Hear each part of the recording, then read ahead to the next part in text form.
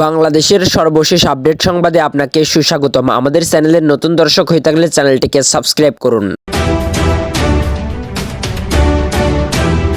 গণমাধ্যম ছাড়া গণতন্ত্র শক্তিশালী হবে না বলেছেন রুহুল কবির রিজভী। বিএনপির সিনিয়র যুগ্ম মহাসচিব অ্যাডভোকেট রুহুল কবির রিজভী বলেছেন, গণমাধ্যম গণতন্ত্রের অন্যতম এক মৌলিক উপাদান। মিডিয়া ছাড়া কখনোই গণতন্ত্র শক্তিশালী হবে না। আমরা যদি গণতন্ত্র প্রতিষ্ঠা করতে চাই তাহলে মিডিয়াকে শক্তিশালী ভূমিকা পালন করতে হবে। শনিবার 22 মার্চ জাতীয় প্রেস ক্লাবের মানিক মিয়া হলের রংপুর ডিভিশনাল রিপোর্টার্স ফোরামের উদ্যোগে এক ইফতার মাহফিলে তিনি এসব কথা বলেন। রিজভী বলেন, গণমাধ্যম হচ্ছে সমাজের আয়না, যেটা যথাযথ ব্যবহার করতে হবে, কিন্তু এখন থেকে যদি কোনো বিকৃত রূপ আসে সেটা হবে মিডিয়ার দায়। অর্থাৎ মিডিয়াটার দায়িত্ব পালন করতে গিয়ে উদ্দেশ্যমূলক ভূমিকা পালন যদি করে তাহলে মিডিয়ার জায়গা থেকে বিচ্যুত হয়ে যাবে। যা সত্যতা প্রকাশ করতে হবে, চাঁদাবাজিটাও প্রকাশ করতে হবে, আবার যে চাঁদাবাজির বিরোধিতা করছে তার নিউজটাও প্রকাশ করতে হবে। আয়োজক সংগঠনের সভাপতি তামজিদের সভাপতিত্বে ও সিনিয়র সাংবাদিক জিশানের সঞ্চালনায় ইফতার মাহফিলে আরও বক্তব্য দেন নাগরিক পার্টির মুখ্য সংগঠক সার্জিস আলম, সংগঠনটির সাধারণ সম্পাদক আপেল মাহমুদ প্রমুখ।